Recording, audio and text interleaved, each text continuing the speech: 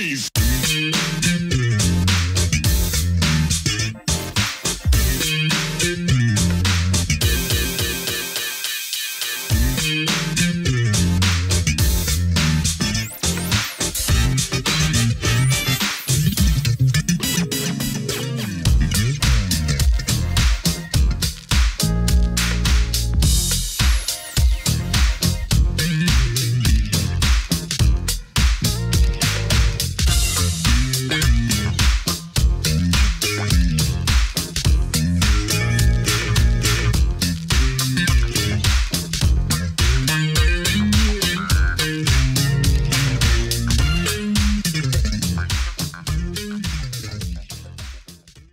Hello and welcome to another edition of Truth and Rhythm, brought to you by funkinstuff.net.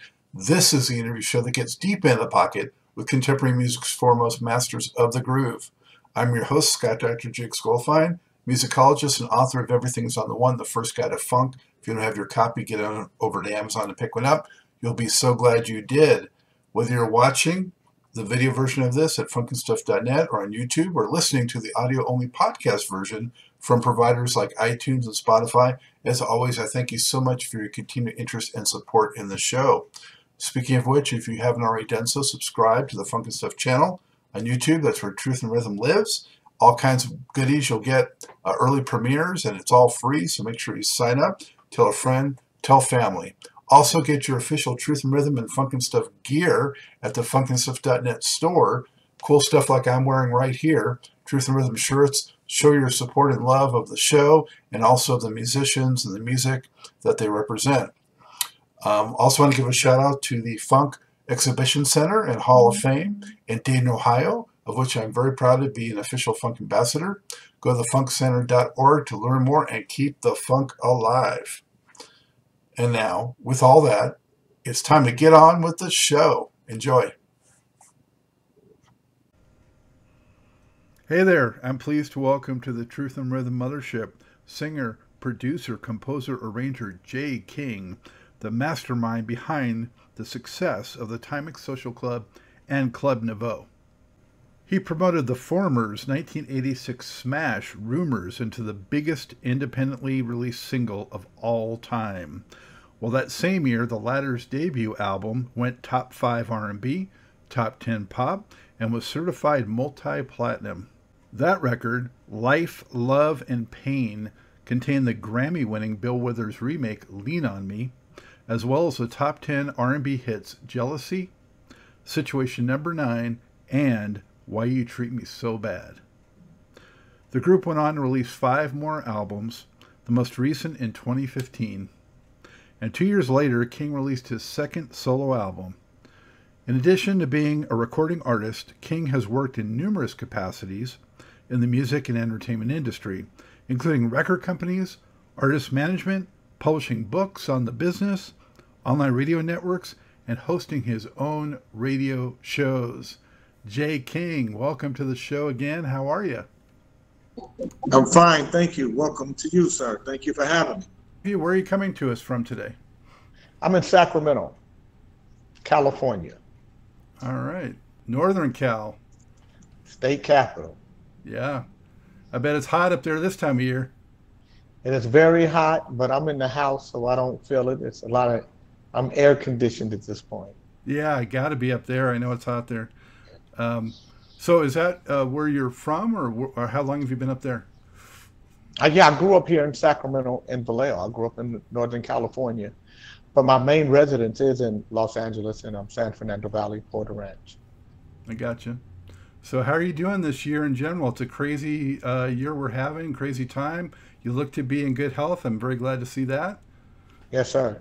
Well, you know, I get up every morning and walk a mile and a half, and at night I walk a mile and a half. You know, I'm 58. I'm not the young man I used to be. So you got to really, you know, especially if we, you know, we continue to tour, we continue to do dates, me, Valerie, Samuel, and you know, you got to be in good shape when you're on that stage. And folks don't care about how old you are. If you're on the stage, they want you to sound good, and they want you to look good. So we work on both. Sounds like a good regimen. I've been trying to do that too with the lockdown, you know, just try to because you want to be fit also in case that virus comes knocking. So That's right. That's yeah, right. yeah. Well, let's go back a ways and find out how it all started for you, if that's okay. It's fine. Uh, let's go back before the music I mentioned, and how did Jay King get associated with music in the first place, and what was sort of the path that led to the Timex Social Club? Well, music was in my house always, whether at my mother's house or my father's house. They were both music lovers. So, I grew up during the era of the Jackson Five. So, every black family was trying to make a Jackson Five, right? So, so I was a good dancer. I played trumpet in junior high school and high school. And you know, interesting thing about life is if you're available to it, anything can happen. I just think I was just available to the ideas. I never stopped dreaming or believing or that something great could happen in my life. And if I told you that I planned it out and I had this pathway and I knew exactly what I was going to do and it ended up happening that way, I'd be telling you an out and out lie. It was all luck, happenstance, good fortune, and blessings. I was a rapper living in Alaska. I was in the Air Force for a year, got kicked out, stayed in Alaska, started a dance group. Rap started being the thing that everybody did. I was involved in arts in Alaska, brought function to Alaska, made a relationship with Michael Cooper, who was the lead singer and a producer. He produced the first rap records that me and a partner of mine did out of Alaska. We called ourselves Frost. How did the And ice get broken with him in the first place? when you bring in a group to Alaska, first of all, Confunction was from Vallejo, so I grew up in Vallejo. So I'm a fan, I'm a fan of the group. And so here I am now, Confunction has all these hit records and then they stop having hit records. It's interesting, what a group would do, where they'll go to work. And so I brought them to Alaska and it wasn't very expensive for the group that I thought they were. It was pretty reasonable. That didn't make any money, but I did make a relationship with Michael Cooper. Wow, Alaska. I bet there wasn't a whole lot of rappers up there. It was not, and but rap music. I brought Run DMC to Alaska as well uh, when they had us like that, and Leor Cohen was their manager at the time. Rush, it was just Rush Entertainment. It wasn't even a record label yet. So Leor Cohen was a road manager for 1982.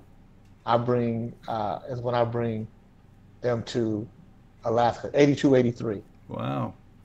Yeah.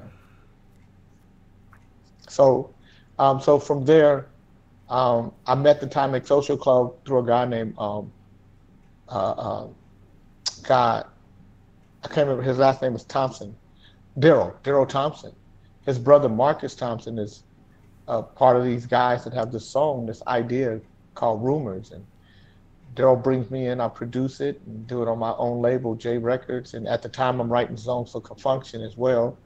And it just kind of snowballed from there. Rumors uh, did what it did. Part of it was luck, part of it was God.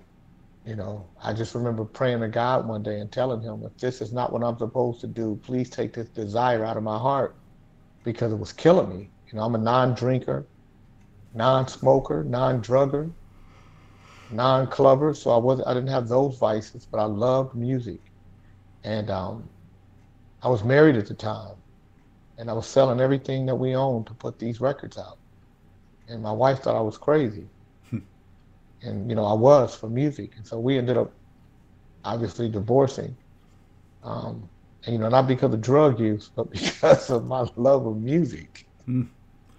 Did you think that Rumors would be a hit like it became? Yes, I said I was going to sell 1 million records. People laughed at me. They made fun of me. I used to go to clubs and the DJ would say, "Ladies and gentlemen, Jay King is in the club tonight."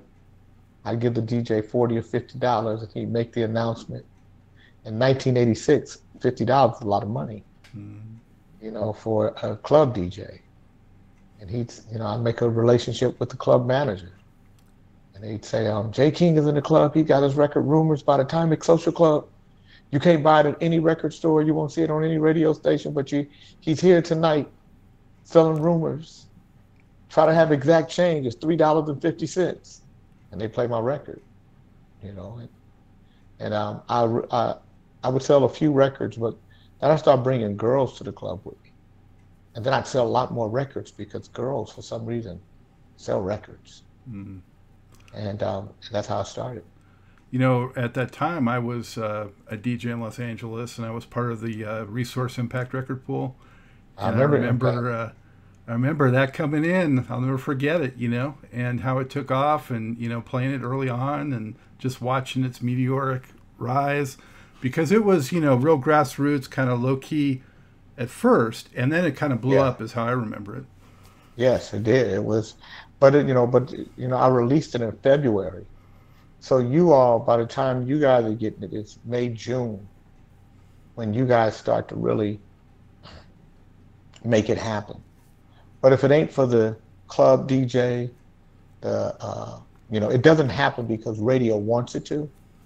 It happens because of folks like you. You all forced radio. We didn't have mix shows at that time. That was pre-mix shows. And I just remember being in Dallas, Texas, and I met a club jock who started playing it, and I had 1,100 records with me, and I sold them in 3 days. And Terry Avery, I came back to California with the money I had made, and Terry Avery, who was the program director at KKDA in Dallas, she said, is Jay King in? Because I had my phone number on the back of the 12-inch. I said, this is Jay King. She said, this is Terry Avery from KKDA in Dallas. I want you to tell your friends to stop calling our radio station. We're going to play your record. I said, ma'am, I don't know what you're talking about. She said, do you have a service calling my radio station? I said, no, ma'am. She said, are your friends calling my radio station? I said, no, ma'am. She said, where are you? I said, I'm in California. She said, you don't have anybody calling my radio station? I said, no, ma'am. She said, if you're not telling me a lie, you're going to have a hit record. Every time I play your record, my phone lines go down. And that's when I knew that I was in for a great run. Wow, that had to be just so exciting and just pump so much adrenaline through you at the time. And wow. Well, it really didn't. It was hard work. So I'm one of those artists that didn't get the pleasure of hearing his record on the radio for the first time and screaming and being excited, because the work was so difficult that and if I had to do it over again, I would rather be the artist that gets to enjoy hearing your record on the radio for the first time, because doing the work like that, it takes a lot of the love out of the business side. It was very, very hard work, and a lot of shenanigans that you have to be concerned about. People are funny. Money's interesting. And what it make people do is even more interesting. Yeah. I tried my hand at independent record promotion myself briefly in the late 80s, with a company called American Mixed Media. And so I kind of know it was hard, even though we got the local news to do an item on it because it was topical. It was touched on the theme of safe sex and that kind of thing, and it was such a scare with AIDS back then and all that, but it was danceable, and we got on the news and did all these things, and it still was such an uphill battle. It was amazing. Yeah. And so it's not music that makes a record hit, it's money. So you could have the greatest record in the world, if you don't have any money, it doesn't matter. And so that's the one part that I didn't like, and what part I don't like now. And I think I listen to music. I try to discover new artists because I love music. To this day, I love music. I love all music. So I listen to everything. I discovered Anderson Paak because he was on Saturday Night Live one day, and I'd never heard of him. And he did this song called Tense, and I went and downloaded the album that night because I was asleep and I heard it. I just woke up, downloaded it.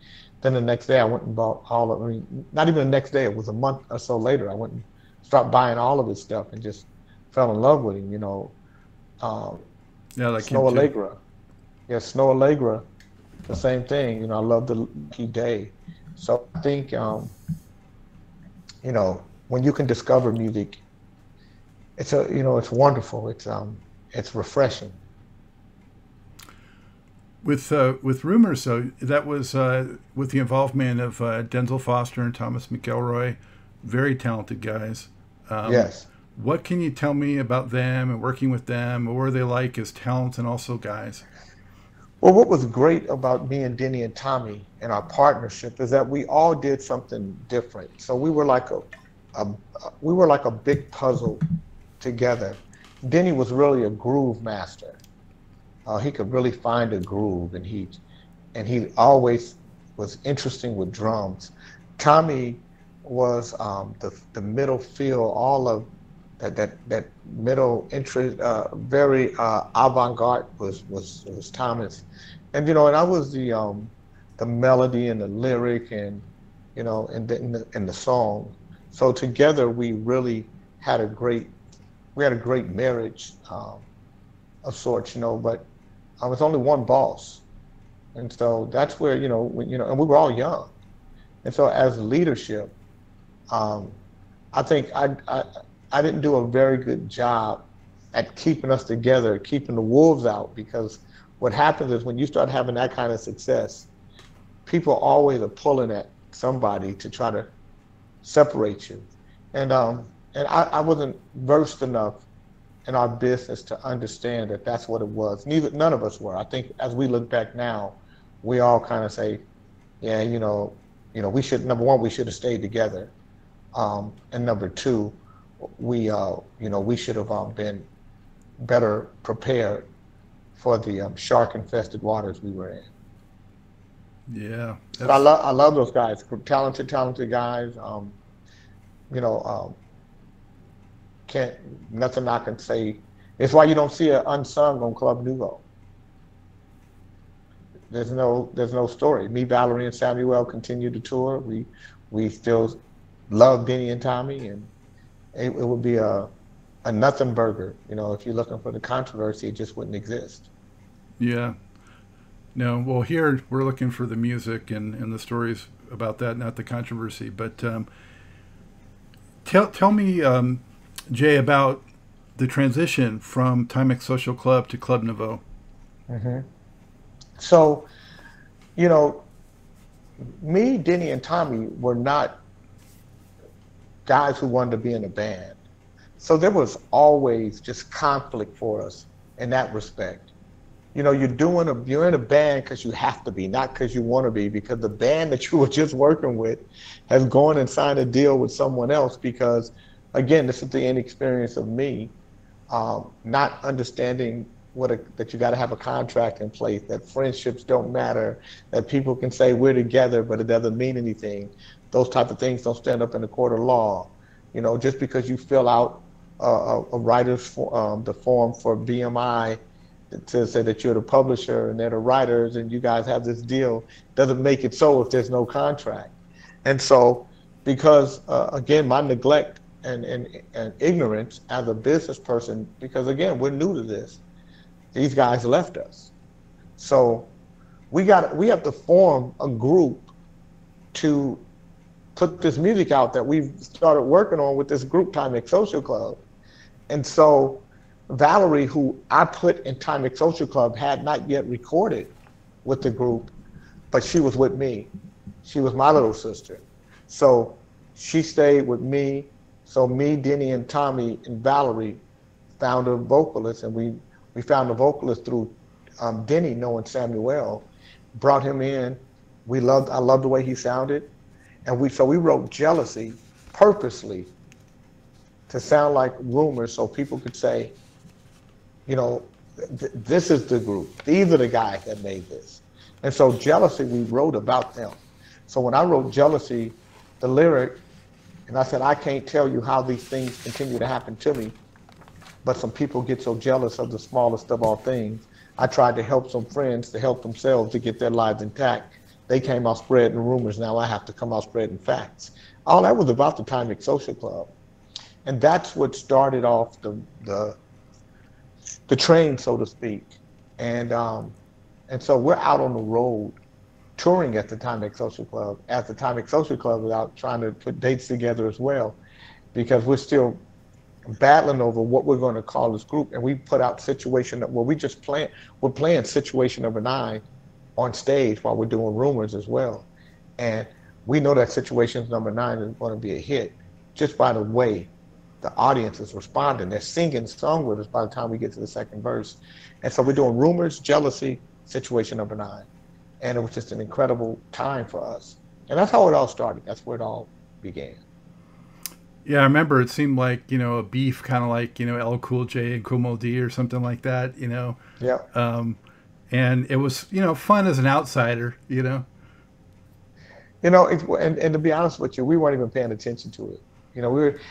Those were great times. Those are our first touring years. So they're really fun. It's exciting. We're young guys who did not plan on being in a band. We're writers and producers, and all of a sudden we're in a band. We're in a group, and we're doing dates, and so now we have to, now you got to put a show together, and it's just a whole bunch of stuff, and at that time, the world of touring was still a fantasy world. It was still very cool, and there are a lot of drug dealers that are doing that are concert promoters. So they got all this money. So you're playing these beautiful venues. You got all these people showing up.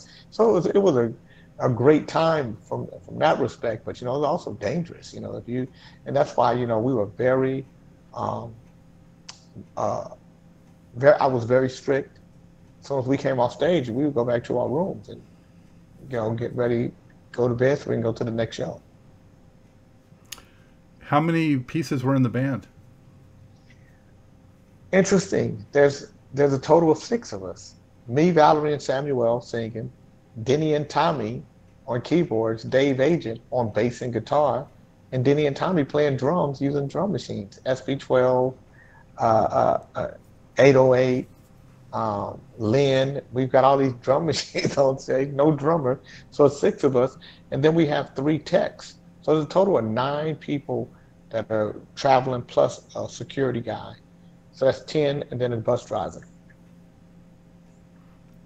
So how'd you get signed to Warner Brothers, and tell us what went into making that full album? Well, so, I'm going to release Jealousy independently.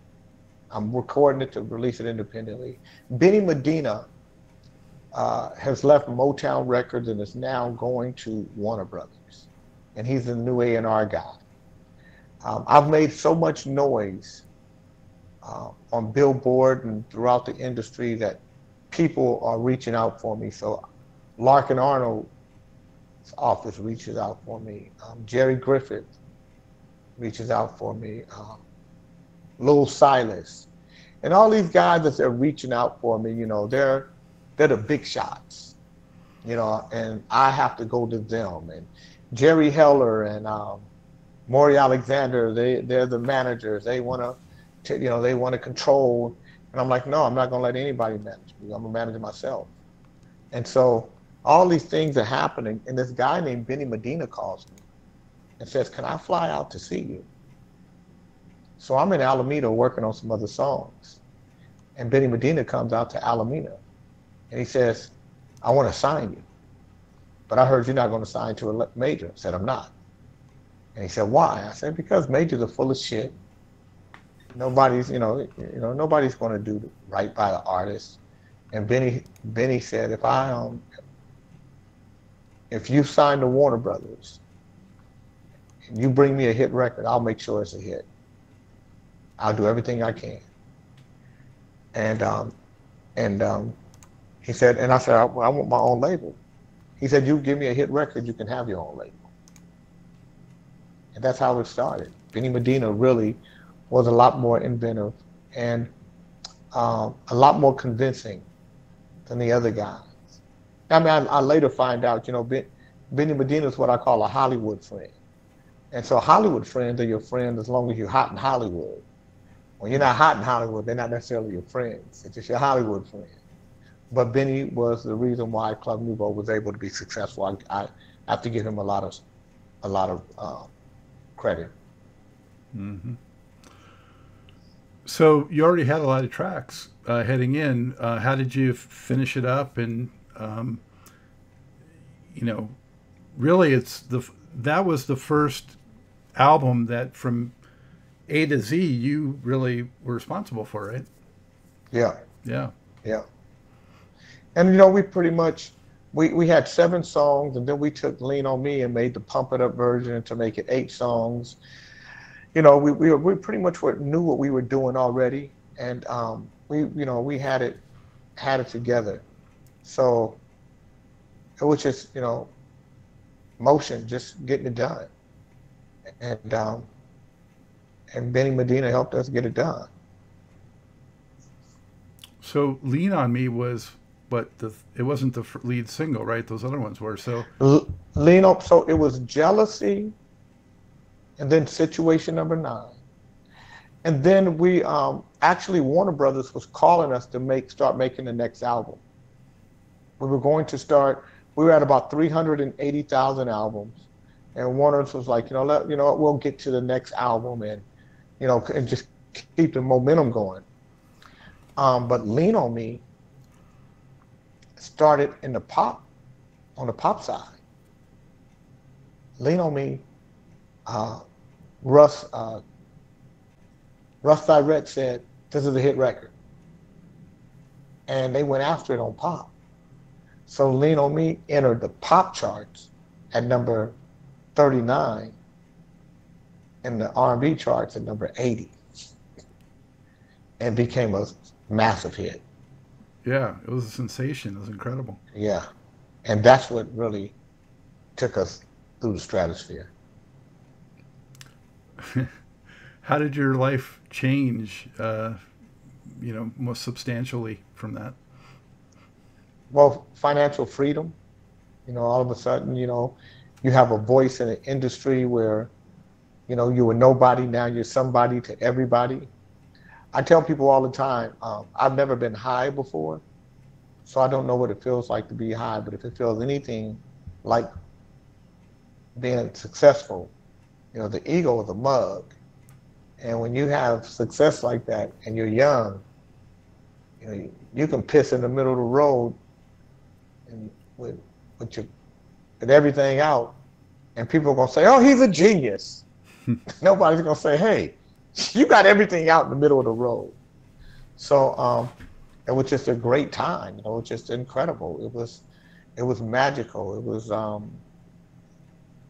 and it was at the golden age. It really was the golden age of recording, the last to me of the great years of what the recording business probably was. How many millions did the album and that single end up selling? In the United States, 2 million, 2.5 million.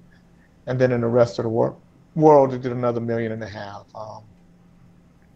That single did 1 million, 4 million, 5. It was a platinum single, a gold single, because back then you had to sell 2 million singles to be platinum.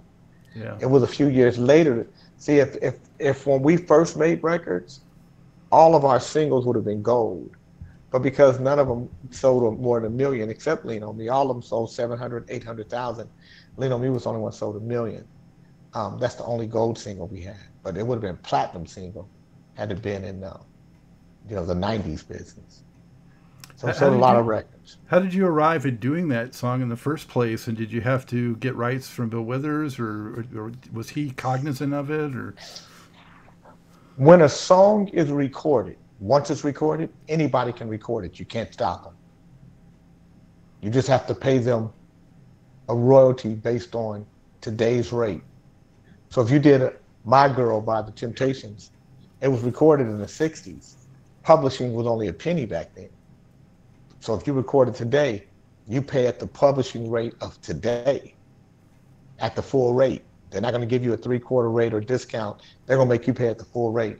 So once a song is recorded, anybody can record it. You can't stop them. They just have to get a compulsory license to do it. Um, Denny, it was really Denny's idea to do the song, but we had to find the right way to do it, and that was the difficult part. Figure out how to do it. What is the right rhythm? So that's where we had a issue. But once we found it, and you don't know if you got a hit record. You don't know what that is. We didn't know if any of this stuff would be a hit. We didn't know what would happen. We listened to a lot of music, and we were influenced by a lot of it, from the ABC band to Tears for Fears, and Rock Me Amadeus by Falco. I mean, we listened to a lot of different music, Denny and I. Did you ever get any feedback from Bill Withers? Absolutely, Bill. Because you asked me if he knew. Yeah, he knew we were doing it because my lawyer was friends with his publisher, and so they gave us the song at the 3/4 rate because of the relationship that my lawyer at the time, Richard Lair, had with his publisher, which is Sussex, which is the Godfather, Taboo Records. You know who I'm talking about, Clarence Avant.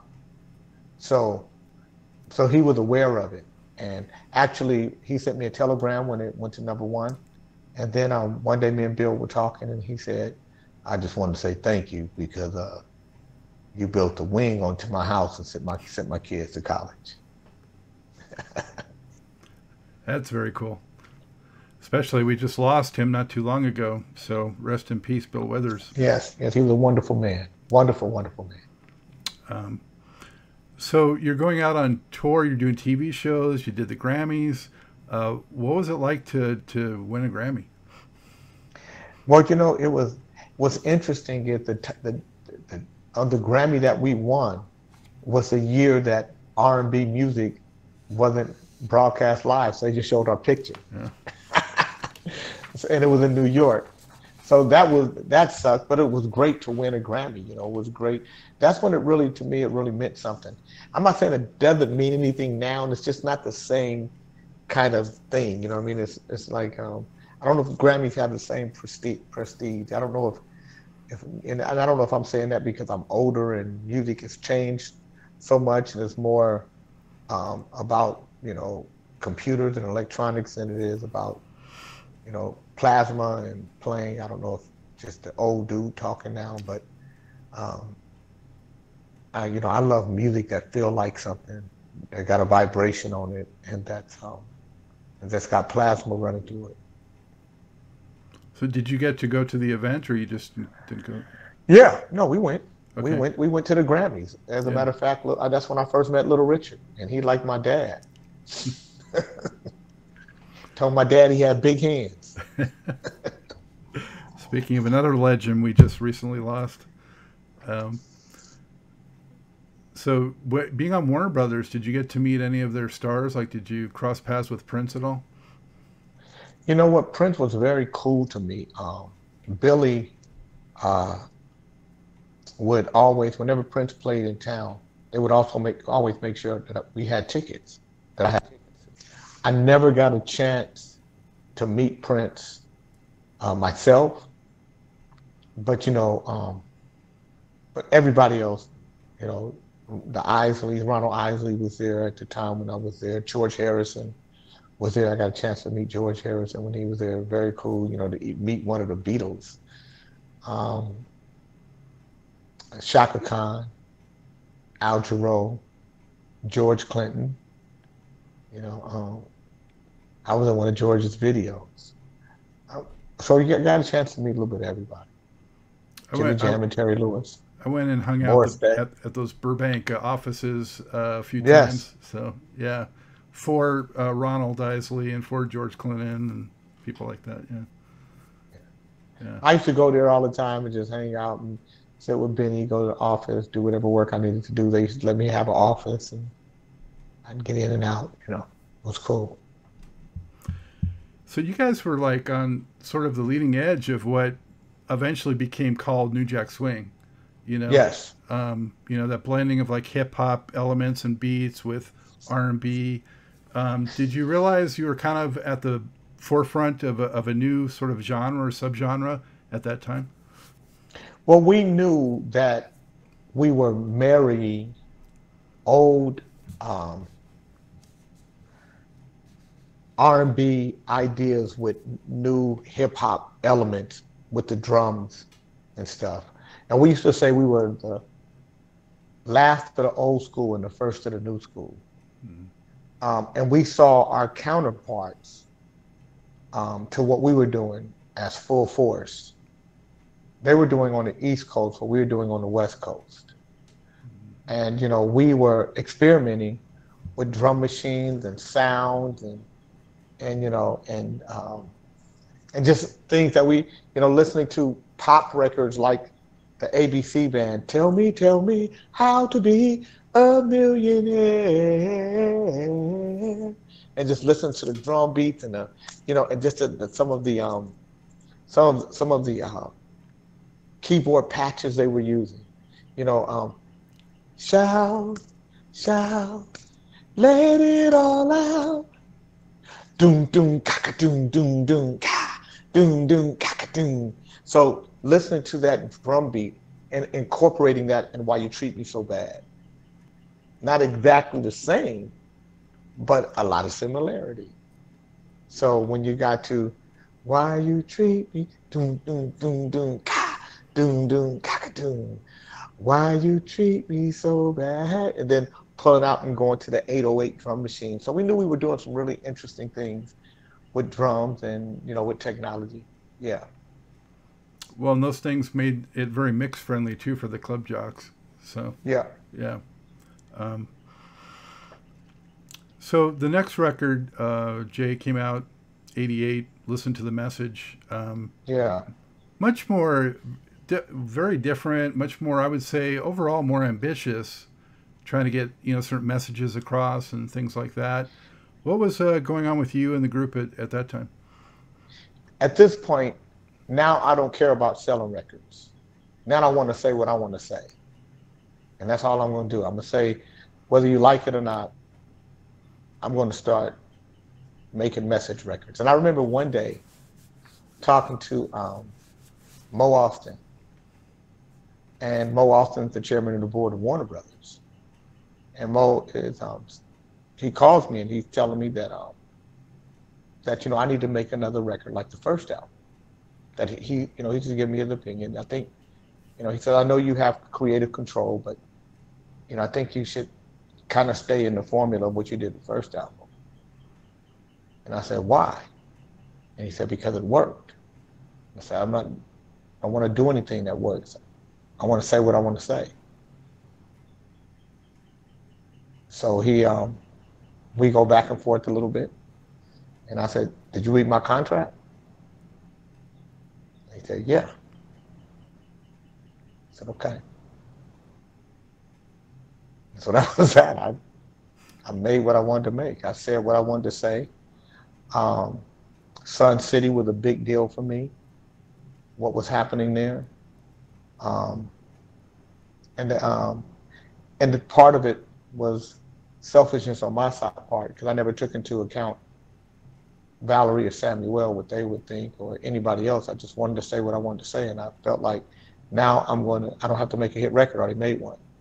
Now I'm gonna say everything I want to say as a black man, as a revolutionary. And so, dancing to be free. Stop it now and look at me. You've chained me down. Let me be free. Took my life, broke my soul. My family's been bought and sold. Nelson Mandela has fought for me equality in society. Why is it that you bring us pain? America, you let remain. Bigotry is still intact, supporting it as a matter of fact. Open up so the world can see that we are dancing, dancing to be free. Dancing hard, can't you see I'm dancing now and to be free from bigotry, from hurt and pain, from the fact that slavery still remains. It was about South Africa. It was about, Nelson Mandela was still in prison, and here I am in the United States. I'm not free. I face the same racism and bigotries that Nelson Mandela faces every day. I'm not loved in this country.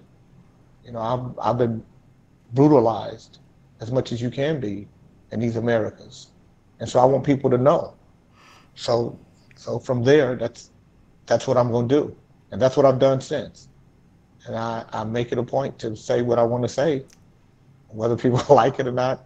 I'm not trying to make hit records. I made hit records. I can go work on those hit records, but I get to speak and say what I want to say the way I want to say it. Yeah. Well, when it gets embraced, it must be even more fulfilling. Absolutely. You know. Yeah. But and that is that's the risk you take. Because it has to be in order for it to be embraced, the record company has to embrace it. And so naturally, I'm battling with the chairman of the board of my record company. If the record don't take off on its own, there's not going to be a lot of support for that record, and it wasn't. But if you listen to Club Nouveau albums, you'll see that I never broke away from that, from the, Under a Nouveau Groove, Listen to the Message. I mean, Everything is Black, A New Beginning, the new album, Consciousness. The next album is called The Gospel, which is really the truth, the good word. It's not a gospel record, but it's called The Gospel, as in, the truth of where we are. I wanted to mention, Jay, on Listen to the Message, that album. Two of my favorites, musically at least, was For the Love of Francis and Envious. Yeah. Yeah. Was Francis an actual person that? Francis was a guy named Tony Dwayne brought the concept to me, and I was watching a special on one of the late night news channels, and it was on prostitution.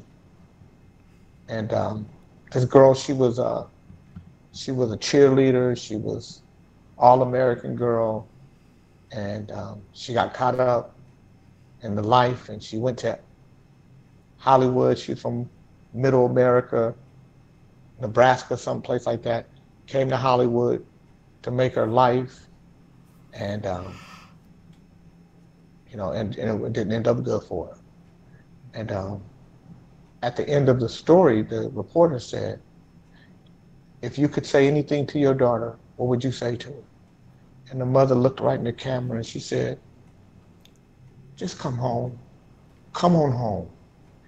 And so I wrote, "Life started like any other girl. Folks thought she'd be the queen of the world. 16 years thought she was grown. Packed all of her things and she left home. Put all her dreams in one suitcase. If she was looking for wrong, she was in the right place. A few years passed before it hit. Found face down in life's cold pit. For the love of a girl named Frances. Bad luck, no hope, lost chances. She left in the dead of a winter no one can quite remember. For the love of a girl named Frances. Took her life and did it in. Finally used up all of her chances. Time's up for the girl named Frances." And then, you could hear her in the other room making love for her money every afternoon. They gave her diamonds, they gave her pearls. And it's just, just the story of how I saw, Frances. Yeah. So something like that, how quickly do lyrics typically come to you? Lyrics are funny. Right now I'm in the middle of writing a soulful bossa nova song for my bossa nova album. And but I'm the president of the California Black Chamber. And I do radio 5 days a week in the morning, and then I do an afternoon radio show from on Tuesdays, Wednesdays, and Thursdays. I sit on the police commission. And if you know anything about bossa nova music, it's beautiful. It's free. It's flowing. It's love. So you got to push through all the muck and the mire to get to it. So lyrics sometimes come if your life isn't cluttered up, if you don't have anything going on, then sometimes it takes a minute. During that time, those songs just came to me. It was just a powerful time for me, but it was because I was really, that's where I was. I was in that mode of saying something. Every record that I made, I wanted it to say something. And it was also a time when me and Denny and Tommy were fighting. And that's where envious comes from. Started out as friends. Now you say I did you wrong. I remember when we were both broke and friendship was so strong. Built our hopes and dreams and did what said could not be done. Now you're envious. The hate you own has got you on the run. You smile in my face like everything is oh so cool. I've been fair to you while in your hearts you've been oh so cruel. Family and friends blinded you to every fact. I was there for you and helped you get to where you're at. You're so envious, spreading rumors all the time. You're so envious, jealous in your heart and mind. You're so envious, always trying to make right wrong. You're so envious, you should have helped me write the song. And it's just where I was with them. How'd they react at that time? Never. That's the thing I love most about Denny and Tommy is whatever they said, I'm sure they said in their circle, but nobody heard much about us because we didn't talk much about it. I'm sure in our camps people had their say, but it was never. I'm sure they didn't like it, but I never heard much from them, and they never heard much from me. Were you keeping a close eye on what they went on to with the other production success they had and things like that? Well, you can't help but keep a close eye because it's in front of your face. They had great success with Nouveau, but they also had great misses with every other record. So Well, their record, I was surprised, flopped, but I thought it was a pretty strong record, actually. Well, it wasn't just them. They had 5 records that flopped, 5 different other groups. But I could tell you where I thought they could have done better with songwriting. I think that's where they missed me, where I could have helped them, crafting of the song, making sure the production is tight, staying out, not making it just about a groove. Sometimes then he gets so groove heavy that you miss the song in the production and making it, the flow from one thing to the next. In their record, I think what happened was it was just all over the place and it needed to be brought together so it could have a rhythm to how it would move. Not that you couldn't have hip hop and all the other elements to it, but the way you do it, the way you weave it in and out, I think I would have been better for them. Yeah, I think they also, of course, Tony. Yeah, well, Tony was already, we were all working together. So Tony was going to happen no matter what. It didn't have that, Denny and Tommy just had the deal. And, they had it was their deal. And that's why, after the first album, they were out.